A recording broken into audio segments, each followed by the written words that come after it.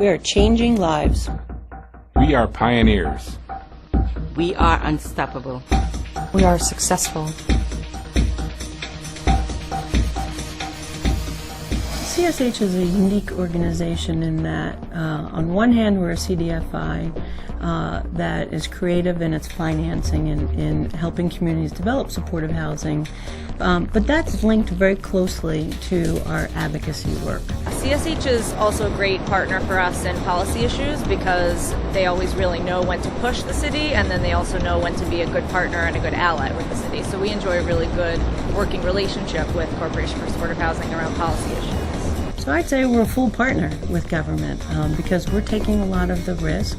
We're helping them understand supportive housing, understand their investment as well, but we're helping them by providing a solution to a very significant problem. CSH was started in New York City. It quickly expanded to the Bay Area and San Francisco and to Chicago. But we quickly learned that it was a model that could be delivered in many communities, in rural communities, suburban locations. So by our 10th year, we were in 8 states, and now we are in 14 locations. When you think about ending homelessness, who would think that we could do that by being a CDFI and investing sources of funds into the creation of housing? Community Access started out renting apartments from private landlords.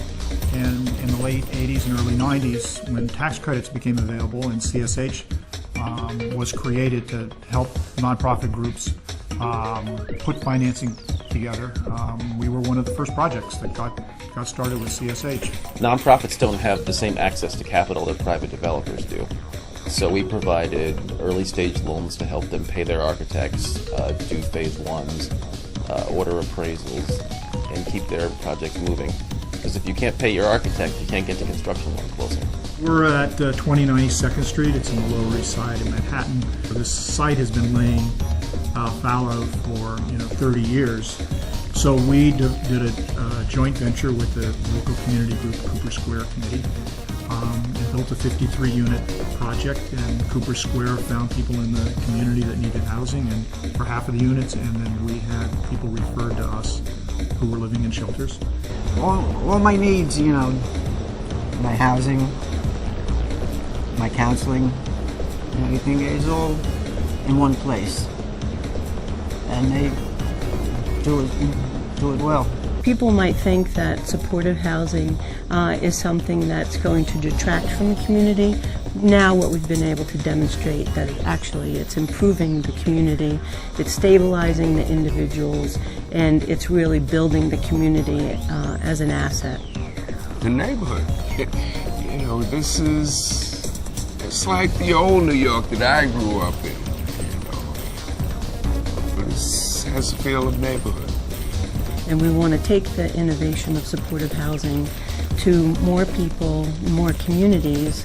And in doing that, we also want to bring along a tool that will help other CDFIs as well as philanthropic and government agencies invest in supportive housing and know when they invest in supportive housing, it's quality supportive housing. And that's our dimensions of quality. We will continue to be the thought leader in the industry, and we will be helping more communities develop supportive housing to serve the most vulnerable in our country. We are committed. We are making a difference. We are determined. We are risk takers. Mank Hedosink. We are changing the future.